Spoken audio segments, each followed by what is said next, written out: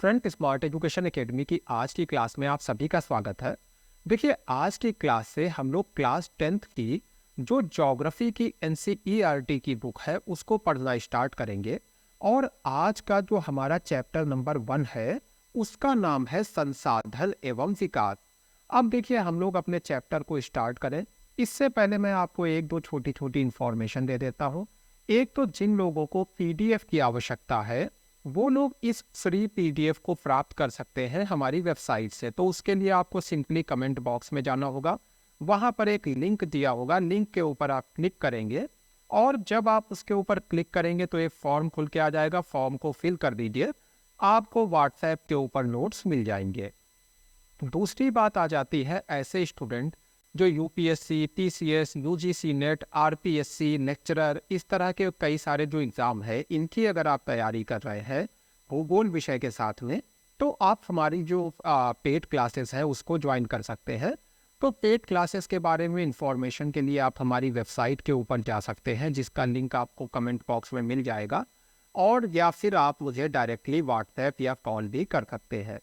तो चलिए अपने चैप्टर को हम लोग स्टार्ट करते हैं। देखिए, सबसे पहले हम लोग समझेंगे संसाधन होता क्या है। तो यहाँ पर क्योंकि बहुत अच्छे से हर लाइन में बताया गया है तो मैं सभी लाइंस को आपको समझाऊंगा। देखिए, किसी भी चीज के संसाधन होने की पहली शर्त है, कुछ भी अगर दुनिया में है तो जरूरी नहीं वो संसाधन हो।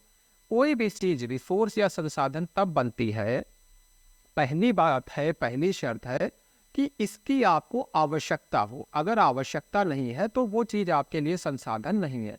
जैसे दुनिया में कोयला, पेट्रोल ये हमेशा से था, बहुत लंबे समय से था, लेकिन मनुष्य को जब इसकी आवश्यकता नहीं थी या इसका ज्ञान नहीं था तो ये संसाधन नहीं था। दूसरी बात आती है, अब देखिए आपको आवश्यकता तो है, लेकिन अगर आपके पास इसको यूज करने के लिए टेक्नोलॉजी यानी प्रौद्योगिकी नहीं है, यानी कि पेट्रोलियम तो है लेकिन पेट्रोलियम को यूज करने के लिए, पेट्रोलियम को रिफाइन करने के लिए आपके पास टेक्नोलॉजी नहीं है, तो ये जो दूसरी चीज है प्रौद्योगिकी, अगर ये नहीं है तो भी चीज आपके लिए संसाधन नहीं है। और तीसरी एक बहुत इंपॉर्टेंट चीज होती है कल्चर, यानी कि आपकी संस्कृति भी उस चीज की गवाही देती हो। जैसे कि कई सारी संस्कृतियां हैं जो एक विशेष फसल को नहीं उगाती हैं, या कुछ विशेष पशु है जिनको वो नहीं पालती हैं, उनके यहाँ ये कल्चरली गलत माना जाता है, सांस्कृतिक रूप से गलत माना जाता है। तो हो सकता है वही जो पशु है, वही जो फसल है, किसी दूसरे समाज के लिए संसाधन का काम करे, लेकिन ये समाज जो इस पशु को, इस फसल को अपनी संस्कृति के हिसाब से गलत मानता है, उसके लिए ये संसाधन नहीं होगा। तो तीन चीजें आपको बताई, चीज की आपको आवश्यकता हो, यूज करने के लिए टेक्नोलॉजी हो, और तीसरी चीज आपका कल्चर भी आपको परमिशन देता हो। अब देखिए, हमारे पर्यावरण में उपलब्ध वस्तुओं की रूपांतरण प्रक्रिया प्रकृति, प्रौद्योगिकी और संस्थाओं के पारस्परिक क्रियात्मक संबंध में निहित है। अब समझिएगा थोड़ा सा, जो भी आप संसाधन का यूज कर रहे हैं उसमें तीन चीजें शामिल है। मनुष्य तो केंद्र में हो गया क्योंकि मनुष्य संसाधन को यूज कर रहा है। एक तरफ आ गई प्रकृति, यानी कि प्रकृति में अवेलेबल होना चाहिए चीज, जैसे कि कोयले को मान लेते हैं तो कोयला प्रकृति में क्योंकि उपलब्ध है तभी आप यूज करते हैं। दूसरी चीज है आपके पास टेक्नोलॉजी होना चाहिए इसको यूज करने के लिए। और तीसरी यहाँ पे एक नई चीज आई, संस्था, यानी कि इंस्टीट्यूशन। कोल इंडिया बनाया गया हमारे लिए, सरकार ने बनाया। क्यों बनाया? क्योंकि देखिए, जब तक एक ऑर्गेनाइजेशन नहीं होगी तो प्लान कैसे किया जाएगा कि कोयले को कैसे निकालना है, कैसे यूज करना है, कैसे ज़्यादा से ज़्यादा जो कोयला है हम उसको इस्तेमाल कर पाएँ, कम से कम वेस्ट हो। तो इसके लिए हमें संस्थाएं भी चाहिए होती हैं। तो तीन चीज़ें हो गई, प्रकृति, प्रौद्योगिकी और संस्था। अच्छा देखिए, मानव प्रौद्योगिकी द्वारा प्रकृति के साथ क्रिया करके आपने अपने आर्थिक विकास की गति को तेज करता है। हम लोग क्या करते हैं, प्रकृति के साथ क्रिया करते हैं, कैसे? प्रौद्योगिकी के माध्यम से। जैसे कि आप ऑयल रिफाइनरी जो है, जो ऑयल रिफाइनरी की टेक्नोलॉजी है उसके माध्यम से ऑयल को साफ करते हैं, अपनी मशीनों से जमीन से ऑयल को निकालते हैं, यानी मशीनों के माध्यम से, टेक्नोलॉजी के माध्यम से आप प्रकृति के साथ क्रिया कर रहे हैं और इसकी मदद से आपका आर्थिक विकास तेज होता है। देखिए, संसाधन मानवीय क्रियाओं का परिणाम है, यानी कोई भी चीज संसाधन कैसे बनती है? मनुष्य की क्रिया की वजह से। और खुद हम लोग जो मनुष्य हैं, हम लोग भी संसाधन का महत्वपूर्ण हिस्सा है, इसीलिए कहा जाता है मानव संसाधन। अब कोई इंस्टीट्यूशन है तो उसको चलाएगा तो मनुष्य ही, तो मनुष्य भी एक संसाधन है। तो हम जो मनुष्य हैं, पर्यावरण में पाए जाने वाले पदार्थों को संसाधन में हम लोग परिवर्तित करते हैं और उन्हें प्रयोग करते हैं। अब देखिए, संसाधन का छोटा सा एक वर्गीकरण देख लेते हैं।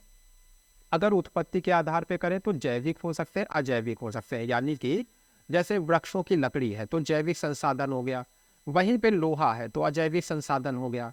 इसी तरह से नवीकरणीय हो सकते हैं, जैसे सौर ऊर्जा हो गई। अनवीकरणीय हो सकते हैं, जैसे पेट्रोलियम हो गया। स्वामित्व के आधार पे आपके खुद के व्यक्तिगत हो सकते हैं, जैसे आपके बाग में लगे हुए पेड़। सामुदायिक हो सकते हैं, जैसे कि किसी पूरे समुदाय के मान लीजिए गार्डन है एक, और उसमें लगे हुए पेड़। राष्ट्रीय हो सकते हैं, जैसे कि वन हो गए। और अंतर्राष्ट्रीय हो सकते हैं, जैसे कि दुनिया में जो समुद्र फैले हैं, तो स्वामित्व के आधार पे हो गए। विकास के आधार पे देखें तो संभावी, यानी जिन जो अभी विकसित नहीं हुए हैं लेकिन जिनका भविष्य में इस्तेमाल कर सकते हैं। विकसित भंडार हो सकता है, जैसे वर्तमान में हमारे पास जो कोयले के भंडार हैं, लोहे के भंडार हैं। और संचित कोष हो सकता है, जिसको हमने अपनी भविष्य की आवश्यकताओं के लिए बचाया हुआ है। तो ये संसाधन के कुछ प्रकार हो गए। देखिए, जो हमारा वर्तमान विश्व है, इसमें संसाधन को लेके बहुत ज्यादा समस्याएं सामने आ रही हैं। एक तो जो लोगों का, देश का लालच होता है, उसकी वजह से समस्याएं आ रही हैं। जो आप देखिए, आज वर्तमान विश्व में हर देश क्या चाहता है कि अधिक से अधिक संसाधन पर कब्जा हो जाए। इसी वजह से विश्व युद्ध हुए थे। यानी कि एक तो लालच हो गया, जिसकी वजह से संसाधन नष्ट होते जा रहे हैं। दूसरी चीज हो गई कि संसाधन का जो बंटवारा है, जैसे कि हम लोग जानते हैं दुनिया में कुछ लोग हैं जिनके पास पीने का पानी तक अवेलेबल नहीं है, और कुछ लोग हैं जिनके घर में स्विमिंग पूल है। यानी कि जो संसाधन का बंटवारा है, इसमें बहुत भिन्नता है। और इसके साथ ही जो संसाधन को बहुत गलत तरीके से जो इनका दुरुपयोग किया गया, इसकी वजह से आज बहुत सारी समस्याएं आ रही हैं। जैसे कि आप एक उदाहरण के लिए दिल्ली के पॉल्यूशन को याद करिए, तो ग्लोबल वार्मिंग है, ओजोन परत का नष्ट होना है, पर्यावरण प्रदूषण जैसी बहुत सी समस्याएं सामने आ रही हैं। और हम लोग ये चीज जानते हैं कि एक तो जो संसाधन है कि इनके ऊपर किसी एक व्यक्ति, एक देश का अधिकार नहीं होना चाहिए। जैसे वर्तमान में आप सोचिए, जो डेटा है, जो हम लोगों की पर्सनल इंफॉर्मेशन है, इसके ऊपर केवल कुछ गिनी चुनी कंपनियों का अधिकार हो गया है। संसाधन ही है, डेटा भी एक डिजिटल संसाधन है, जिसके ऊपर कुछ गिनी चुनी कंपनियों का अधिकार हो गया, और इनका ये मनमाफिक अपने तरीके से ये कंपनी उपयोग कर सकती हैं। तो एक तो दुनिया में जो संसाधन है वो समान रूप से बटे हो, किसी एक व्यक्ति देश का अधिकार ना हो। और हम लोग जानते हैं कि जो संसाधन है ये हमारे जीवन के लिए आवश्यक है, तो इनका ऐसे हम लोग उपयोग करें कि आने वाली पीढ़ी के लिए भी बचे रहे। यानी कि अगर आप जल निकाल रहे हैं जमीन से, तो इतना जल आप ना निकाल लीजिए कि आने वाली पीढ़ी को पीने के लिए पानी भी ना मिले। तो ये जो हम लोगों ने बात की, इसको कहते हैं सतत पोषणीय विकास, सस्टेनेबल डेवलपमेंट। सस्टेनेबल डेवलपमेंट का मतलब ये होता है कि ऐसा विकास जो कि भविष्य की जो पीढ़ियां हैं उसका भी ध्यान रखे। ऐसा नहीं है कि भविष्य की पीढ़ियों का जो विकास है उसकी अनदेखी कर दी जाए। तो इस तरह का सस्टेनेबल डेवलपमेंट कैसे किया जाए, इस चीज के ऊपर विचार करने के लिए दुनिया भर के जो लीडर्स थे वो एक जगह पे इकट्ठे हुए। तो रियो डी जेनेरियो में पृथ्वी सम्मेलन हुआ 1992 में। जून 1992 में 100 से अधिक राष्ट्राध्यक्ष मतलब अलग अलग देशों के प्रधानमंत्री, राष्ट्रपति वगैरह, ब्राजील के शहर रियो डी जेनेरियो में इकट्ठे हुए। और ये सम्मेलन क्या कहलाया? अंतर्राष्ट्रीय पृथ्वी सम्मेलन। तो अगर कहीं क्वेश्चन आता है अंतर्राष्ट्रीय पृथ्वी सम्मेलन कब हुआ, तो जून 1992। कहाँ हुआ? Rio de Janeiro, Brazil. अच्छा देखिए, जो सम्मेलन का आयोजन है इसका लक्ष्य क्या था? यही लक्ष्य था कि किस तरह से हम विकास को करें कि आने वाली पीढ़ियों का भविष्य भी सुरक्षित रहे। तो यहाँ पर देखिए घोषणा पत्र बनाया गया, यानी कि जो जलवायु परिवर्तन हो रहा है और जो जैव विविधता, यानी कि जो पृथ्वी पर अलग अलग तरह के जीव जंतु हैं, इनकी रक्षा कैसे की जाए, इस सब को लेकर के एक घोषणा पत्र बनाया गया। यानी कि ये घोषणा की गई कि विश्व भर के देश इसके लिए क्या करेंगे। तो यहाँ पर देखिए बहुत ही इंपॉर्टेंट है कि रियो सम्मेलन ने भूमंडलीय वन सिद्धांतों, यानी कि ऐसे फॉरेस्ट प्रिंसिपल जो पूरे विश्व पे लागू होंगे, सभी देशों पे लागू होंगे। ऐसे फॉरेस्ट प्रिंसिपल यहाँ पर बनाए गए, सभी देशों ने सहमति दी कि हाँ हम इन्हें फॉलो करेंगे। और जो हमारी 21वीं शताब्दी चल रही है, इसमें उस सतत विकास हो, यानी कि सस्टेनेबल डेवलपमेंट हो, इसके लिए एजेंडा 21 को स्वीकार किया गया। अभी अगली स्लाइड में हम लोग एजेंडा 21 देखेंगे, लेकिन एजेंडा 21 का उद्देश्य क्या था? सतत पोषणीय विकास को 21वीं सदी में सुनिश्चित करना। तो शॉर्ट में देख लेते हैं एजेंडा 21 क्या है। देखिए, ये एक घोषणा है जिसे 1992 में ब्राजील के शहर रियो डी जेनेरियो में संयुक्त राष्ट्र पर्यावरण और विकास सम्मेलन के तत्वाधान में राष्ट्राध्यक्षों द्वारा स्वीकार किया गया, यानी रियो डी जेनेरियो में ही ये स्वीकार किया गया था। इसका उद्देश्य भूमंडलीय सतत पोषणीय विकास हासिल करना है, यानी जैसे हम लोगों ने पहले भी कहा कि सस्टेनेबल डेवलपमेंट को हासिल करना इसका उद्देश्य है। अच्छा देखिए, इसका जो मुख्य उद्देश्य है वो ये है कि जितनी भी लोकल गवर्नमेंट है, जितनी भी स्थानीय निकाय है, वो खुद अपने विकास का एजेंडा बनाए, यानी एक ऐसा विकास का नीति बनाए जिससे कि सस्टेनेबल डेवलपमेंट हो सके। अब देखिए, हम लोग बात करेंगे संसाधन नियोजन की। तो नियोजन को इंग्लिश में प्लानिंग कहते हैं, यानी कि यहाँ पर हम लोग समझेंगे कि संसाधनों के इस्तेमाल की प्लानिंग किस तरह से करना चाहिए, भारत में क्या तरीका है। अब देखिए, जैसे अगर हम लोग भारत की ही बात करें, तो जैसे भारत में हमारे राजस्थान राज्य है। अब राजस्थान में आप देखेंगे पानी की कमी है, यानी जल संसाधन का अभाव है। वहीं पे जो ऊर्जा के रूप में पवन का संसाधन है, यानी वायु ऊर्जा है, सौर ऊर्जा है, ये बहुत अच्छी मात्रा में मिल जाते हैं। इसी तरह से आप अगर जैसे अरुणाचल प्रदेश की बात करें, तो यहाँ पे जल संसाधन पर्याप्त मात्रा में है। लद्दाख की बात करें तो ये शीत मरुस्थल है, यानी कि लद्दाख में एक तरह से लद्दाख हमारा शीत मरुस्थल है, लेकिन यहाँ की सांस्कृतिक विरासत हमारी बहुत डेवलप है, यानी कि ये हमारा जो संसाधन है सांस्कृतिक विरासत के रूप में, ये यहाँ पर बहुत डेवलप है। तो अलग अलग जगहों पर हमारे देश में कुछ संसाधन उपलब्ध हैं और कुछ की कमी है। प्लानिंग का मतलब है हर रीजन के लिए एक ऐसा प्लान बनाना कि उस रीजन का विकास हो सके। अब जहाँ पे पानी नहीं है, तो वहाँ पर पानी हमें किसी तरह से प्रोवाइड करना होगा, उसके हमें कुछ लोगों को विकल्प देने होंगे। तो यानी कि संसाधनों के इस्तेमाल की, संसाधनों को लोगों को प्रोवाइड करने की जो प्लानिंग है वो इम्पॉर्टेंट है। तो अब देखिए, भारत में संसाधन नियोजन के लिए क्या जरूरी है? 3 स्टेप बेसिकली हैं। थोड़ा सा ये कॉम्प्लेक्स प्रोसेस होता है, तो 3 स्टेप इसमें है। देखिए, पहला स्टेप क्या है? आपको पहले तो एक तरह से लिस्ट बनाना होगी कि हमारे देश में कहाँ पर गैसें पाई जाती हैं, कहाँ पे पेट्रोलियम है, कहाँ पर लोहा है, तांबा है। इस तरह से आपको इनकी लिस्ट बनाना होगी। फिर आपको 2 चीज़ें देखना होगी। एक तो इनकी क्वांटिटी क्या है, कहाँ पर कितना भंडार है, कितना लोहा संभावित है, कितना तांबा संभावित है। और दूसरी चीज़ इनकी क्वालिटी क्या है। देखिए, क्वालिटी भी तो होती है मटेरियल की। तो इन सभी चीज़ों की लिस्ट बनाना, ये आपका स्टेप 1 हो गया। फिर स्टेप 2 में आपको क्या ज़रूरत होगा? एक तो प्रौद्योगिकी यानी टेक्नोलॉजी की ज़रूरत होगी। अब आपके पास कोयला तो है, लेकिन इसको आप कैसे निकालेंगे, माइनिंग कैसे करेंगे, रिफाइन कैसे करेंगे, तो इसके लिए टेक्नोलॉजी चाहिए होगी, स्किल्ड लोग चाहिए होंगे जो इस काम को कर सकें, और एक इंस्टीट्यूशन, एक ऑर्गेनाइजेशन चाहिए होगी, जैसे कोल इंडिया हो गई, हमारी पेट्रोलियम के लिए BPCL हो गई। इस तरह से कई सारी जो ऑर्गेनाइजेशन है, तो आपको ऑर्गेनाइजेशन चाहिए होगी। ये स्टेप 2 हो गया। और स्टेप 3 में आपको एक पॉलिसी भी चाहिए होगी, यानी कि अब जैसे कोयला है, कोई उद्योगपति है जो कोयला निकाल रहा है या पेट्रोलियम निकाल रहा है, तो इस काम को किस तरीके से किया जाए कि देश का विकास हो सके। देखिए, संसाधन देश का है, किसी व्यक्ति का नहीं।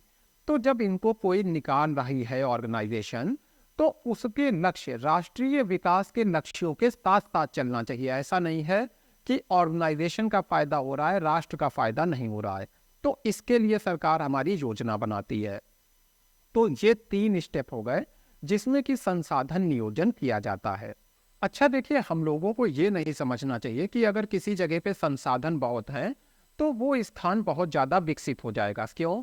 क्योंकि केवल संसाधन अपने आप में कुछ नहीं है, उसके लिए आपको टेक्नोलॉजी भी चाहिए, उसके लिए आपको स्किल्ड लोग भी चाहिए, यानी ऐसे लोग चाहिए जो काम कर सकें, और एक कल्चर भी चाहिए, यानी कि ऐसा एक समाज होना चाहिए जो विकास को पसंद करता हो, विकास की नीतियों को अपनाता हो। तो यानी कि विकास संसाधन होने का मतलब ये अर्थ नहीं है कि उस क्षेत्र का विकास भी हो जाएगा। कई ऐसे क्षेत्र हैं जहाँ पर संसाधन की कमी है, जैसे इजराइल देश में पानी की कमी है, जापान देश में लगातार भूकंप आते रहते हैं, लेकिन उसके बाद भी इन्होंने अपना ज़्यादा विकास किया। तो यानी कि हम लोगों ने बस एक पॉइंट को यहाँ पर क्लियर किया कि संसाधन जो है विकास में सहायता करता है, लेकिन संसाधन होने का डायरेक्ट अर्थ ये नहीं है कि विकास भी हो जाएगा। और जो हमारे भारत देश को आज़ादी मिली, जो हमारा उससे पहले का इतिहास है, वो भी यही बताता है। हमारे देश में संसाधन तो बहुत थे, लेकिन उसके ऊपर कब्जा विदेशी सरकार का था, इसीलिए हमारे देश के संसाधनों का उन्होंने उपयोग तो किया, लेकिन विकास नहीं हो पाया। तो यानी हमें प्रौद्योगिकी वगैरह हर चीज़ की ज़रूरत है अपने देश के विकास के लिए। अब देखिए आ जाता है एक शब्द संसाधन का संरक्षण, यानी कि जो संसाधन है उनको बचाया कैसे जाए। आज हम देख रहे हैं चाहे हमारे वन्य जीव हो, पर्यावरण हो, सब कुछ नष्ट होता जा रहा है। तो इनकी संरक्षण कैसे हो। देखिए एक लाइन है गांधी जी की, बहुत फेमस लाइन है कि हमारी पृथ्वी पे जितना है वो हम लोगों की ज़रूरत के लिए तो बहुत है, लेकिन लालच को पूरा नहीं कर पाएगा। यानी कि लालच तो एक आदमी का भी पूरा नहीं हो सकता है, ज़रूरत पूरी दुनिया की हो सकती है, पूरी हो सकती है। तो इसी आधार पे ये जो गांधी जी के शब्द हैं, इसी फिलॉसफी पे आगे भी लोगों ने काम किया। थोड़ा सा इसको देखिए, समझिए। अंतर्राष्ट्रीय स्तर पर व्यवस्थित तरीके से संसाधन संरक्षण की वकालत 1968 में, यानी कि 1968 में जो क्लब ऑफ रोम था, क्लब ऑफ रोम ने संसाधन संरक्षण पर जोर दिया अंतर्राष्ट्रीय स्तर पर, पूरी दुनिया के स्तर पे। उसके बाद 1974 में शुमेसर ने अपनी पुस्तक स्मॉल इज ब्यूटीफुल में, एक इनकी बुक है स्मॉल इज ब्यूटीफुल, इसमें इन्होंने जो गांधी जी का ये दर्शन है उसको फिर से रिपीट किया। यानी जो गांधी जी ने कहा था संसाधन संरक्षण के बारे में, इसको शुमेसर ने फिर से रिपीट किया। इसके साथ ही देखिए 1987 में एक रिपोर्ट आई, तो ब्रुंटलैंड आयोग द्वारा एक रिपोर्ट प्रस्तुत की गई जिसने कि सस्टेनेबल डेवलपमेंट को विश्व में बढ़ाने की वकालत की। यानी कि जो हम लोगों ने कहा कि जो विकास है वो ऐसा हो कि भविष्य की पीढ़ियों के लिए भी संसाधन बचे रहें, इस चीज़ की वकालत की ब्रुंटलैंड आयोग ने। और इनकी ये जो ब्रुंटलैंड आयोग की जो रिपोर्ट थी वो बाद में एक किताब के रूप में सामने आई, जिसका नाम था हमारा साझा भविष्य, अवर कॉमन फ्यूचर। देखिए नाम से ही पता चल रहा है कि अमेरिका का फ्यूचर नहीं, भारत का फ्यूचर नहीं, बल्कि पूरे विश्व का फ्यूचर, अवर कॉमन फ्यूचर, यानी हमें पूरे विश्व को लेकर के सोचना होगा। तो इस संदर्भ में एक और महत्वपूर्ण योगदान रियो डी जेनेरियो, ब्राजील में जो सम्मेलन हुआ था 1992 में, जिसे पृथ्वी सम्मेलन देते हैं, उसने भी महत्वपूर्ण योगदान दिया। इसको अभी ऑलरेडी मैं आपको पढ़ा चुका हूँ। अब देखिए हमारे देश का जो भू संसाधन है, थोड़ी सी बात इसके बारे में करते हैं। देखिए हमारे जो पूरे देश की जो ज़मीन है, इसका 43% हिस्सा मैदानी है। यानी अगर हमारे देश में 100% ज़मीन है तो इसमें से 43% हिस्सा मैदानी है। अब मैदानी क्षेत्र में क्या होता है हम लोग ऑलरेडी जानते हैं, उद्योग धंधे लगे हैं, कृषि का काम होता है, बड़ी बड़े शहर नगर बसे हुए हैं। इसके अलावा 30% हिस्सा हमारा पर्वतीय है।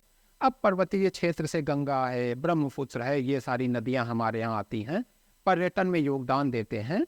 और जो 27% हिस्सा है ये पठारी है, तो यहाँ पर आपको जीवाश्म ईंधन है, वन है, ये सारी चीज़ें देखने को मिलेंगी। अब देखिए हम लोगों ने ये देख लिया कि हमारे देश में कितना पहाड़ है, कितना मैदान है। अब हम लोग समझेंगे कि हम इस भूमि का उपयोग कर कैसे रहे हैं, कहाँ पर कितनी भूमि यूज हो रही है। तो देखिए हमारे देश में वन है। अब अगर आप ये समझना चाहते हैं तो कितने क्षेत्र में हमारे देश के वन हैं, तो इसको आप चित्र की मदद से यहाँ पर देख सकते हैं। ये आप पर डिपेंड करेगा कि आपको इसकी आवश्यकता है या नहीं है। तो हमारे देश में ज़मीन है, हमारे देश में वन है।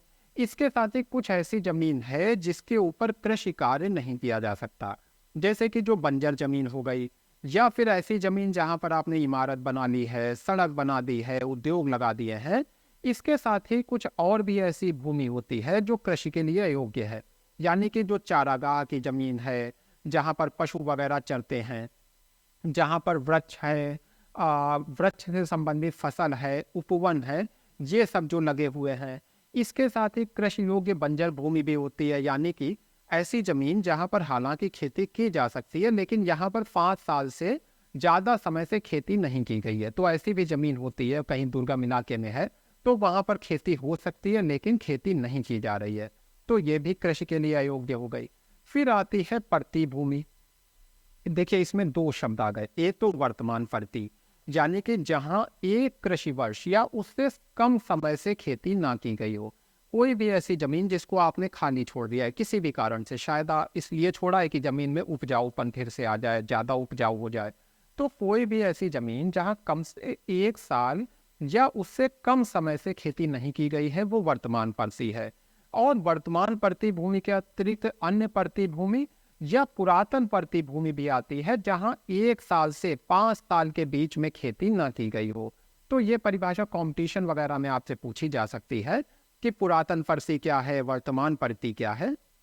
और इसके साथ ही है शुद्ध बोया गया क्षेत्र, यानी हमारे देश की वो जमीन जहां पर फसल बोई जाती है, काटी जाती है, यानी कि जहां पर खेती का कार्य हो रहा है, इसको कहते हैं शुद्ध या निवल बोया गया क्षेत्र। तो यहाँ पर एक और शब्द है सकल कृषि क्षेत्र, कंपटीशन वगैरह में पूछा जा सकता है कि सकल कृषि क्षेत्र क्या है। तो देखिए एक कृषि वर्ष में एक बार से अधिक बोए गए क्षेत्र को, यानी वो सारी जमीन जहां पर एक से ज्यादा बार फसल को बोया गया है, उपजाया गया है, इस क्षेत्र को अगर हम इस वाले शुद्ध बोए गए क्षेत्र में जोड़ दें, यानी शुद्ध बोए गए क्षेत्र में हम जोड़ देते हैं जब एक बार से अधिक बोए गए क्षेत्र को, तो इससे जो हमें आंसर मिलता है वो कहलाता है सकल कृषित क्षेत्र। देखिए हमारे देश में भूमि का उपयोग बहुत अलग अलग तरीके से होता है। जैसे मुंबई में अगर जमीन है तो वहां पर बड़ी बड़ी बिल्डिंग्स बनाई जाएंगी, इंडस्ट्रीज लगाई जाएंगी। वहीं पर कोई गांव की जमीन है तो वहां पर क्या होगा, आप देखेंगे खेती का काम हो रहा है, मुर्गा पालन है, इस तरह का काम हो रहा है।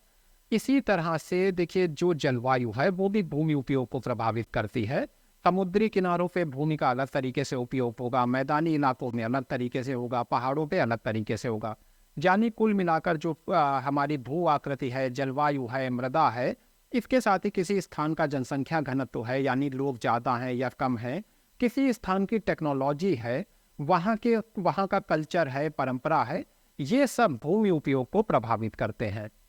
हमारे देश का टोटल क्षेत्रफल 32.8 लाख वर्ग किलोमीटर है, लेकिन हमारे देश की जो भूमि है उसके केवल 93% हिस्से के ही हमारे पास आंकड़े हैं। हमारे जो नॉर्थ ईस्ट के कुछ राज्य हैं उसके आंकड़े हमारे पास नहीं है। कुछ हमारे देश का हिस्सा है जिस पे चीन ने कब्जा कर रखा है, जम्मू कश्मीर के ऊपर पाकिस्तान ने कब्जा कर रखा है। तो ऐसे इलाके जो हमारे देश के महत्वपूर्ण इलाके हैं उनके अभी आंकड़े हमारे पास नहीं है। तो जितने आंकड़े हैं उस आधार पर, देखिए जितने आंकड़े हैं उस आधार पे आज हम लोग देख रहे हैं कि हमारे चारागाह छोटे हुए हैं, यानी कि भविष्य में पशुओं के चारा को प्रबंध करने के लिए पशुओं का चारा हमको दिक्कत हो सकती है। इसके साथ ही जो हमारे देश की टोटल जमीन है उसका बहुत बड़ा हिस्सा ऐसा है जहां पर खेती नहीं की जा सकती, क्योंकि अगर हमारी पॉपुलेशन बढ़ रही है तो हमको फूड चाहिए होगा, लेकिन एक बड़ा हिस्सा है जहां पर खेती नहीं की जा सकती। तो देखिए हमारे देश में काफ़ी ज़मीन ऐसी है जहां 2-3 सालों में एक बार खेती की जाती है। और अगर हम इस ज़मीन का भी उपयोग करना चालू कर दें, जहां 2-3 साल में एक बार खेती हो रही है, अगर इस पर भी हम हर साल खेती करें, लगातार खेती करें, इसको हम शुद्ध बोए गए क्षेत्र में शामिल भी कर लें, उसके बाद भी कुल जो हमारे भारत की ज़मीन है उसके 54% हिस्से पे ही खेती हो पाएगी। यानी हमारे पास इस समय जितनी जमीन है हमारे कब्जे में उसका केवल 54% हिस्सा ही ऐसा होगा जहां पर हम लोग खेती कर पाएं। उन इलाकों की अभी हम लोग बात नहीं कर रहे हैं जिनकी इंफॉर्मेशन नहीं है या जो दूसरे देशों के कब्जे में है। अच्छा, अब कुछ बातें हैं जिनको मैं आपको शॉर्ट में बताता जाऊंगा। तो पहली चीज हम लोग जानते हैं कि देश के लिए हमारे वन आवश्यक हैं। तो एक वन नीति लाई गई 1952 में, जिसमें कहा गया कि देश के 33% हिस्से पर वन होना चाहिए। अभी हम लोग इस लक्ष्य को प्राप्त नहीं कर पाए, लेकिन इसकी तरफ हम लोग बढ़ रहे हैं। दूसरी बात है कि भूमि निम्नीकरण हमारे देश में हो रहा है। इसको थोड़ा सा आप थ्योरी में देख लीजिए। देखिए क्या है, हम लोग जानते हैं कि हमारी आवश्यकता जो है, इसका एक बड़ा हिस्सा, लगभग 95% जो हिस्सा है वो जमीन से पूरा होता है। जो फूड वगैरह है वो सब जमीन से ही मिल रहा है, संसाधन मिल रहे हैं। तो अब क्या है, हम लोग जिस तरह से जमीन का उपयोग कर रहे हैं, बहुत ज़्यादा खाद यूज़ कर रहे हैं, बहुत ज़्यादा सिंचाई कर दे रहे हैं, तो इससे क्या है, भूमि का जो लेवल है, जो क्वालिटी है, वो गिरती जा रही है। तो 3 करोड़ हेक्टेयर जमीन ऐसी है भारत की जो निम्नीकृत है, डिग्रेडेड है, यानी जिसकी क्वालिटी में कमी आई है। इसमें से लगभग 28% भूमि निम्नीकृत वनों के अंतर्गत है, यानी 28% जमीन जो है वनों के अंतर्गत है। 56% जमीन ऐसी है जिसको जल ने अपरदन कर दिया, यानी जलों ने जिसको काट दिया है। इसके साथ ही लवणीय और क्षारीय क्षेत्र आते हैं, यानी कि जहाँ पर या तो साल्ट ज़्यादा हो गए हैं या फिर जहाँ पर क्षारीयता ज़्यादा हो गई है, अधिक सिंचाई वगैरह से ये समस्याएं आती हैं।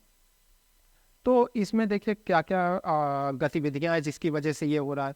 जैसे हम लोगों ने वनों को काट दिया, बहुत ज़्यादा पशुओं को चराया, खनन बहुत ज़्यादा किया, यानी ज़मीन से माइनिंग बहुत ज़्यादा की। इसकी वजह से ये लैंड हमारी डिग्रेडेड हुई है। तो देखिए क्यों हमारी ज़मीन खराब हो रही है, इसके कुछ मुख्य कारण हैं। जैसे कि आपने यहाँ पर देखिए खदान एक खोदी, उसमें से अपना माइनिंग करके जो भी लोहा वगैरह निकालना है निकाल लिया और उसको खुला छोड़ दिया, गहरी गहरी खाइयाँ छोड़ दी। इस तरह की समस्या आ रही है झारखंड, छत्तीसगढ़, मध्य प्रदेश, उड़ीसा जैसे राज्यों में। वनोन्मूलन हो रहा है जिसकी वजह से भूमि खराब हो रही है। इसके साथ ही अगर हम गुजरात, राजस्थान, मध्य प्रदेश और महाराष्ट्र की बात करें, तो यहाँ जो ओवर ग्रेजिंग है, यानी पशुओं को जो बहुत ज़्यादा चराया जा रहा है, इसकी वजह से ज़मीन खराब हो रही है। पंजाब, हरियाणा और पश्चिमी उत्तर प्रदेश जैसे राज्यों की बात करें तो सिंचाई बहुत ज़्यादा की जाती है। इतना ज़्यादा पानी खेतों में प्रोवाइड खेतों को कर दिया जाता है कि ज़मीन में लवणीयता और क्षारीयता बढ़ जाती है।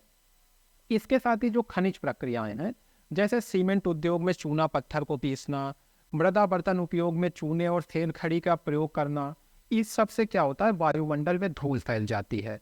और ये धूल जब पृथ्वी के ऊपर फैल जाएगी, देखिए वायुमंडल में आपके उद्योग से धूल निकली और ये आपकी मिट्टी के ऊपर छा गई, तो जाहिर सी बात है मिट्टी खराब हो जाएगी। क्या होगा, हमारी ज़मीन जो है वो जल को नहीं सोख पाएगी, इसके ऊपर जो पानी बरसेगा गिरेगा वो नीचे नहीं जा पाएगा। इसके साथ ही आपने जो रोड वगैरह बना दिए उससे भी सेम समस्या आती है। तो अब इन समस्याओं को सुलझाने के लिए क्या कर सकते हैं, आप वनारोपण करिए, वन लगाइए, चारागाह का सही से प्रबंध करिए, ओवर ग्रेजिंग मत कराइए जानवरों की। इसके साथ ही पेड़ों की रक्षक मेखला वगैरह बनाई जा सकती है। इसको लास्ट में अभी हम लोग देखेंगे कि ये शेल्टर बेल्ट क्या होती है, इसको हम लोग ध्यान से देखेंगे। इसके साथ ही फिर वही है, जब खनन कर रहे हैं तो उसका ध्यान रखिए, माइंस को खुला मत छोड़िए, जो औद्योगिक जल है उसको साफ करके नदियों में मिलाइए। इस तरह की जब आप चीज़ें करेंगे तो ये जो समस्या है ज़मीन के खराब होने की, भूमि निम्नीकरण की, इसमें कमी आएगी। तो हम लोगों ने भारत के भूमि संसाधन की बात कर ली। अब जो हमारी भूमि पे मृदा पाई जाती है, यानी जो हमारे देश का मृदा संसाधन है, इसकी हम लोग बात करेंगे। देखिए मिट्टी या मृदा जो है एक नवीकरण योग्य प्राकृतिक संसाधन है, यानी कि मिट्टी जो है नवीकरणीय है, लगातार रिसाइकिल होती रहती है। ये पौधों के विकास के लिए आवश्यक है, बहुत ही नॉर्मल चीज़ है। अच्छा, एक जीवंत तंत्र होता है मृदा। जीवंत मतलब जैसे हम लोगों का जीवन चलता है तो उसमें लगातार हमारे शरीर के अंदर क्रियाएं होती रहती हैं, वैसे ही मृदा है। अच्छा, मृदा की कुछ सेंटीमीटर गहरी मृदा बनने में, यानी थोड़ी सी मृदा बनने में लाखों वर्ष का समय लग जाता है।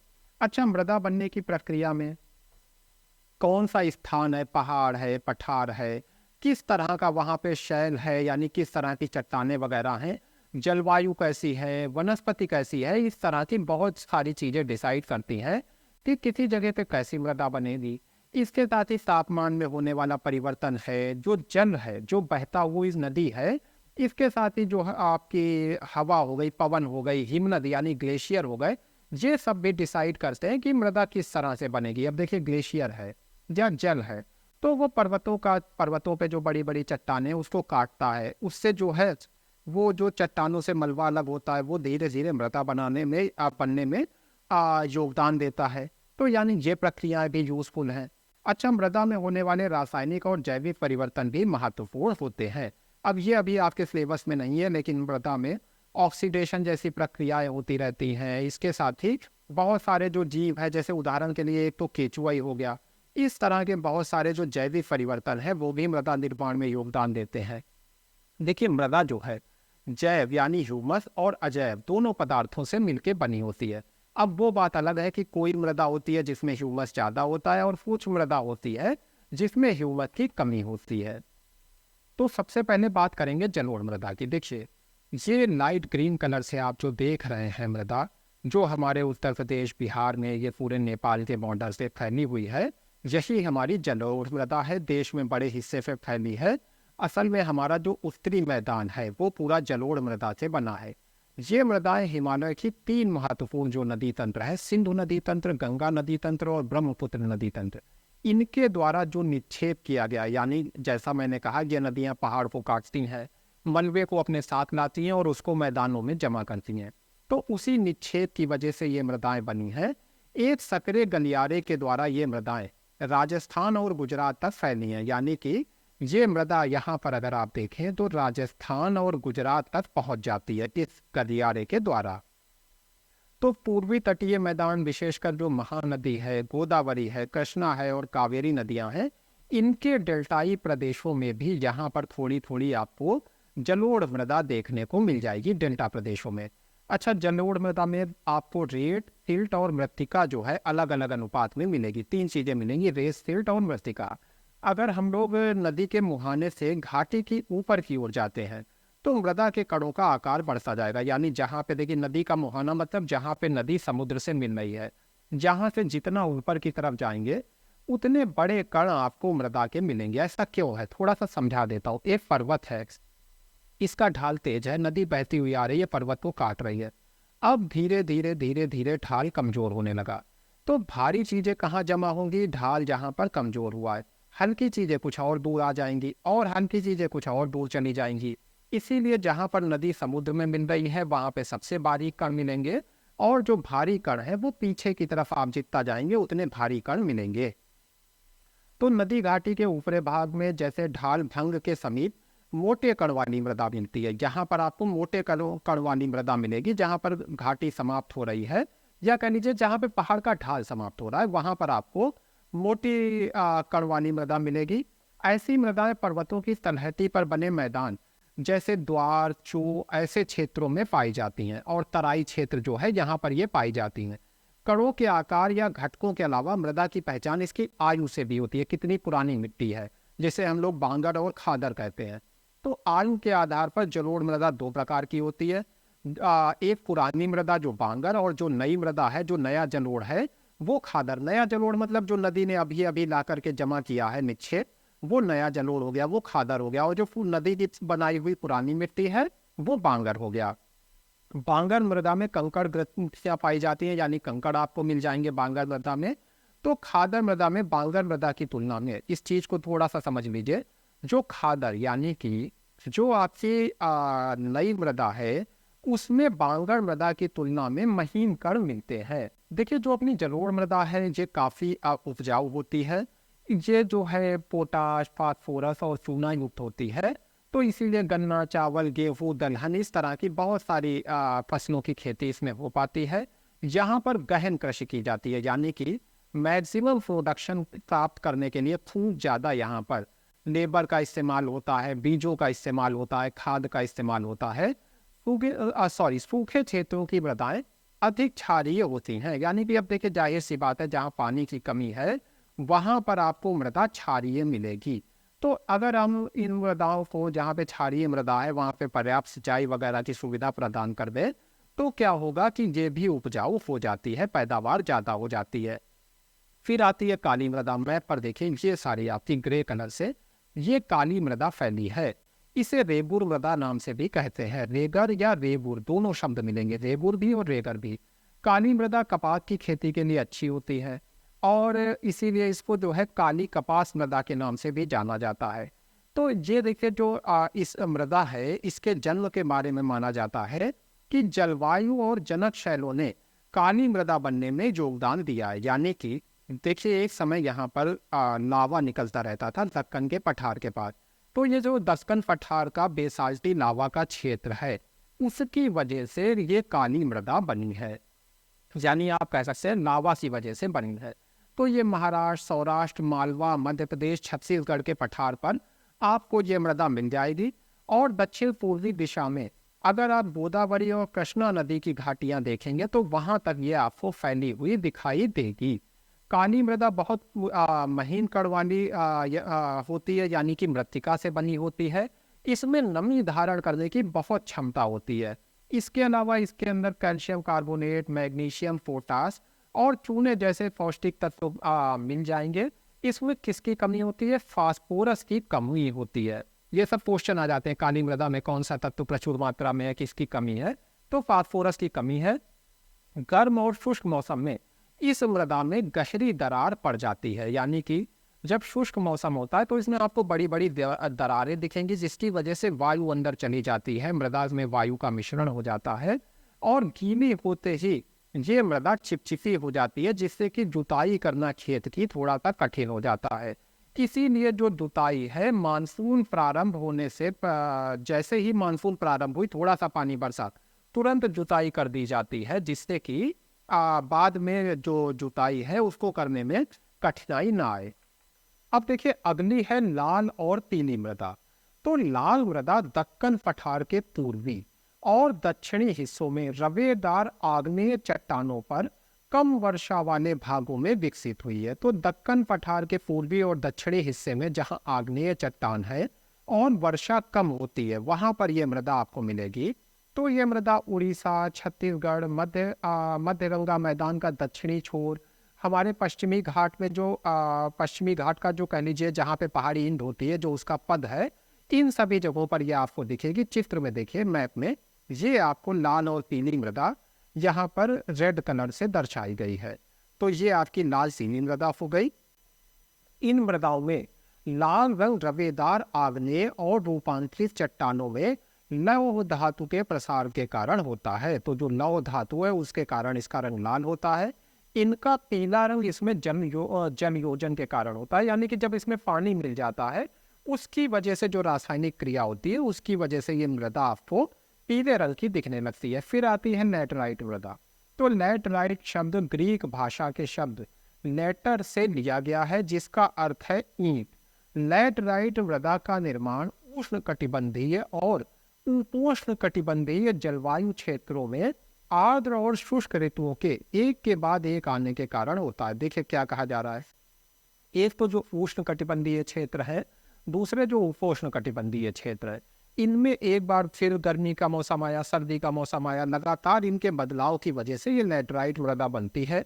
ये भारी वर्षा से अत्यधिक निच्छालन का परिणाम है, यानी कि जो बहुत ज़्यादा वर्षा होती है उससे प्रक्रिया होती है लीचिंग, लीचिंग की वजह से ये बनती है। तो क्योंकि हम लोग 10th स्टैंडर्ड के हिसाब से पढ़ रहे हैं तो ज़्यादा मैं डिटेल में नहीं जाऊँगा। तो लैटराइट मृदा अधिकतर गहरी और अम्लीय होती है। इसमें सामान्यतः पौधों के पोषक तत्वों की कमी होती है। ये आपको अधिकतर दक्षिणी राज्यों जैसे महाराष्ट्र के पश्चिमी घाट क्षेत्र, उड़ीसा, पश्चिम बंगाल के कुछ भाग और उत्तर पूर्वी प्रदेशों में फैली हुई दिख जाएगी। जहाँ इस मिट्टी में पर्णपाती और सदाबहार वन मिलते हैं। देखिए जाहिर सी बात है, जहाँ पे वनस्पति होगी इस मिट्टी में वहाँ पर ह्यूमस जो है उसमें मिल जाएगा, क्योंकि ह्यूमस का मतलब ये होता है जैविक पदार्थ। तो जहाँ पर वनस्पति वगैरह है वहाँ इस लैटेराइट मिट्टी में ह्यूमस पर्याप्त मात्रा में मिलता है। लेकिन ऐसा स्थान जहाँ वनस्पति वगैरह कम होती है, जहाँ अर्ध शुष्क पर्यावरण है, वहाँ इस मिट्टी में ह्यूमस की मात्रा कम होती है।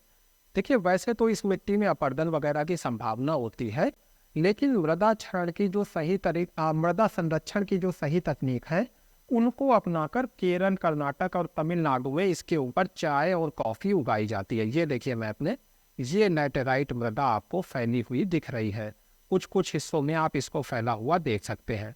तमिलनाडु, आंध्र प्रदेश और केरल की लाल लैटेराइट मृदा काजू की फसल के लिए भी अच्छी रहती है। इसके बाद देखिए आपकी मरुस्थली मृदा आ जाती है। तो मरुस्थली मृदाओं का रंग लाल और भूरा होता है। ये मृदाएं आमतौर पर रेतीली और लवणीय होती है। अच्छा मैप में इसको मैं आपको पीछे ही दिखा देता हूँ। ये देखिए, ये पूरा जो अपना एरिया है, यहाँ पे आपको मरुस्थलीय मृदा दिख रही है। तो जैसा कि हम लोगों ने कहा, ये रेतीली और लवणीय होती हैं। कुछ क्षेत्रों में तो नमक की मात्रा इतनी अधिक होती है कि झीलों से जल वाष्पीकृत करके खाने का नमक भी बनाया जाता है। यानी कि इतनी ज़्यादा नमक होता है, जैसे हम लोग जानते ही हैं कि राजस्थान की बहुत सी झील है जिससे खाने का नमक मिल जाता है। शुष्क जलवायु और उच्च तापमान के कारण यहाँ पे जलवाष्पन अधिक होता है, यानी कि पानी जो है भाप बन के उड़ता रहता है, और इसकी वजह से मृदाओं में ह्यूमस और नमी की मात्रा कम होती है। मृदा की सतह के नीचे कैल्शियम की मात्रा बढ़ती जाती है। जितना आप नीचे जाएंगे उतना मृदा में कैल्शियम की मात्रा बढ़ती हुई मिलेगी, और नीचे की परतों में चूने के कंकड़ की सतह मिलती है। यानी कि जो मृदा के निचली परतें हैं उसमें चूने के कंकड़ होते हैं।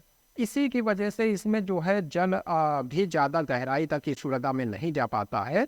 इस मृदा को सही तरीके से सिंचित करके, यानी अगर सही से सिंचाई की जाए तो ये कृषि योग्य हो सकती है। पश्चिमी राजस्थान में क्या है, नहर वगैरह बना करके सिंचाई वगैरह को संभव भी किया गया है और वहाँ खेती हो भी रही है।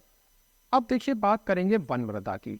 तो ये मृदाएं आपको पहाड़ी और पर्वतीय क्षेत्रों में दिखेंगी, जहाँ पे पर्याप्त वर्षावन होते हैं ऐसे क्षेत्रों में। अच्छा, इन मृदाओं में क्या है कि जहाँ पे जैसा पर्यावरण है उसी तरह की ये डेवलप होती हैं।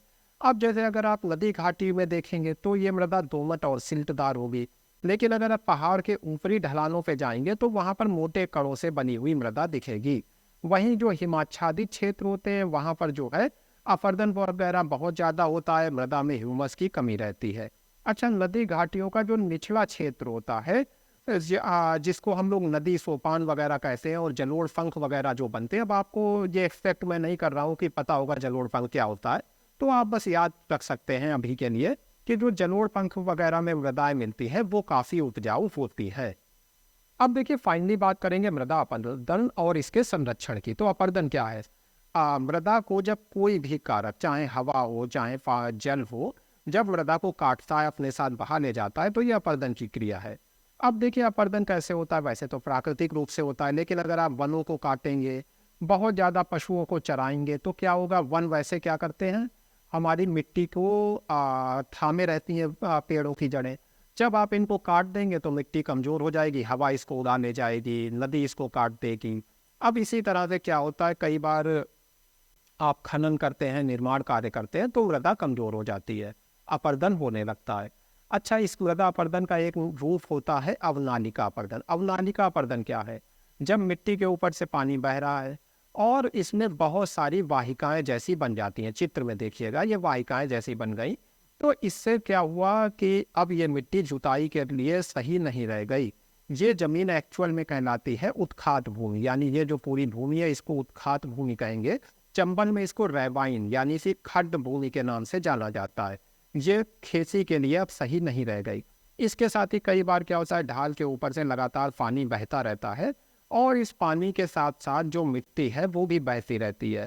तो ये जो है चादर अपरदन यानी शीट इरोजन कहलाता है। ये जो शीट इरोजन है इससे भी मृदा अपरदन होता है। पवन की वजह से भी, मिट्टी को जो हवा अपने साथ उड़ा ले जाती है उससे भी मृदा अपरदन होता है। कृषि में अगर आप बहुत गहरी जुताई करेंगे तो इन सब कारकों से भी मृदा अपरदन होता है। यानी ये कई सारी तरीके हैं जिसकी वजह से मिट्टी का कटाव या मृदा अपरदन होता है। अब देखिए, बात आती है मृदा अपरदन को रोके कैसे। तो इसके लिए एक तो आपने पहाड़ों पे देखा होगा सीढ़ीदार खेती या सोपानी खेती होते हुए। इसमें क्या होता है, जब पानी बहेगा तो स्टेप ये ऐसे बना दिए जाते हैं, तो धीरे धीरे बहेगा। अब जब ये पानी धीरे धीरे बहेगा तो मृदा अपरदन कम होगा। इसके साथ ही शेल्टर बेल्ट भी लगा दी जाती है। देखिए, शेल्टर बेल्ट बेसिकली क्या होती है, मान लीजिए ये आपकी फसल है, यहाँ पर देखिए ये फसल है, इसके आगे आपने वृक्षों की ये पूरी लाइन लगा दी, यहाँ पर आपने वृक्षों की लाइन लगा दी, तो अब हवा जो आएगी तेजी से वो इन वृक्षों से टकराएगी और खेत में आपके धीरे धीरे पहुंचेगी, उतनी स्पीड में नहीं पहुंचेगी, तो मृदा अपरदन भी कम होगा। तो ये शेल्टर बेल्ट भी एक अच्छा तरीका होता है मृदा अपरदन को रोकने का। तो इस तरह की जो रक्षक पट्टियां हैं, जो शेल्टर बेल्ट है, इसको पश्चिम भारत के रेत के टीलों के स्थायीकरण में इसका योगदान रहा है। देखिए, बेसिकली क्या कहा जा रहा है, रेत का टीला क्या होता है, ये एक रेत का टीला है। हवा इसमें इस किनारे से लगी, रेत खिसन के इधर चली गई, और रेत खिसन के इधर चली गई, यानी कि यहाँ पर ये टीला ऐसे आगे बढ़ गया। फिर यही प्रक्रिया हुई, ये टीला और आगे बढ़ गया। अब होगा क्या, इसकी वजह से रेत जो है, हमारी जो उपजाऊ आगे की ज़मीन है वहाँ भी फैल जाएगी। तो इसीलिए जब इस पे शेल्टर बेल्ट लगा दी जाती है तो हवा इस टीले से धीरे से टकराएगी और इसकी वजह से ये जो रेत है ये अपनी जगह पे ही रहेगी, आगे नहीं बढ़ पाएगी, हमारी उपजाऊ ज़मीन खराब नहीं होगी। तो पश्चिमी भारत जो रेतीला है वहाँ पर इस टेक्निक का यूज़ किया गया है, शेल्टर बेल्ट का। तो इस तरह से फ्रेंड्स हमारा संसाधन के ऊपर जो पहला चैप्टर था इसको हम लोगों ने डिटेल में देख लिया है। अब अगली क्लास में हम लोग चैप्टर 2 को डिस्कस करेंगे।